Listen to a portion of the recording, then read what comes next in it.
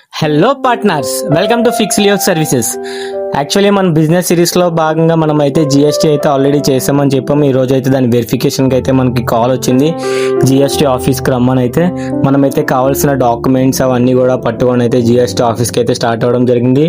మధ్యలో అయితే చాలా గట్టిగా వర్షం పడ్డది, కానీ అయినా సరే మనకి వర్క్ ఇంపార్టెంట్ అని చెప్పి ఫస్ట్ అయితే అక్కడికి వెళ్ళి ఆఫీస్లోకి అయితే ఎంటర్ అయ్యాం. అయిన తర్వాత చాలాసేపు అయితే వెయిట్ చేయించిన తర్వాత వెరిఫికేషన్ అయితే స్టార్ట్ అయ్యింది. వెరిఫికేషన్లో మొత్తం డాక్యుమెంట్స్, రెంటల్ అగ్రిమెంట్స్ అవన్నీ కూడా వెరిఫై చేసిన తర్వాత అంత సక్సెస్ఫుల్గా కంప్లీట్ అయిన తర్వాత నాకైతే అప్పుడైతే ఒక షాక్ తగిలింది. షాక్ ఏంటంటే మొత్తం వెరిఫికేషన్ అయిపోయింది. యాక్చువల్లీ అసలు ఆ వెరిఫికేషన్ ఇప్పటివరకు ఆన్లైన్లోనే అయ్యింది. ఫస్ట్ టైం నేను ఫిజికల్గా రమ్మన్నారు, ఎందుకు అబ్బా అనుకున్నా. బట్ వెరిఫికేషన్ అంతా అయిపోయిన తర్వాత ఆఫీసర్ అయితే నన్ను లోపలికి పిలిచారు. ఒక హెడ్ సుపీరియంట్ పిలిచి ఫార్మాలిటీకి 5,000 లంచం ఇవ్వాలని అడిగారు. నాకైతే ఫ్యూజులు కొట్టేసాయి. ఇంకా మనం ఏమీ స్టార్ట్ చేసేలేదు. ఇంకా మనకి జస్ట్ అది మనం అప్లై చేసింది కూడా జిఎస్టీ ఏంటంటే గవర్నమెంట్కి ట్యాక్స్ కట్టడానికని, మనకు దానివల్ల వచ్చే బెనిఫిట్ కూడా ఏం లేదు.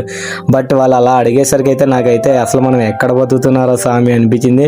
బట్ నేనైతే ఆయనకి ఖచ్చితంగా చెప్పేసాను, మేము స్టూడెంట్స్, మేము ఇంకా స్టార్టప్లో ఉన్నాము, మా దగ్గర డబ్బులు అవి ఏం లేవు, నేనైతే ఏమి ఇవ్వలేను సార్, మీరు ఫైల్ ఆపేసుకోండి, నెక్స్ట్ నేను దాన్ని ఎలా ప్రొసీడ్ చేయాలో నాకు తెలుసు అని అయితే నేను చెప్పొచ్చేసాను. సో కాబట్టి మనకైతే ఛాలెంజెస్ గట్టిగానే వస్తున్నాయి. అయినా మనం స్ట్రగుల్స్ అన్నీ ఫేస్ చేస్తూ ముందుకెళ్ళాలని చాలా ట్రై చేస్తున్నా. చూద్దాం ఇంకా మన జిఎస్టీ సంగతి ఏమవుతుందో. అలానే ఇంకా నన్ను సపోర్ట్ చేస్తున్నందుకు వీడియోస్ రెగ్యులర్గా పెట్టలేకపోతున్నా, సారీ. నేను ఇంకా ట్రై చేస్తాను, నేను నా బెస్ట్ ఇవ్వడానికి అయితే మాత్రం. Thanks for watching this video. Signing off కుస్మంత్.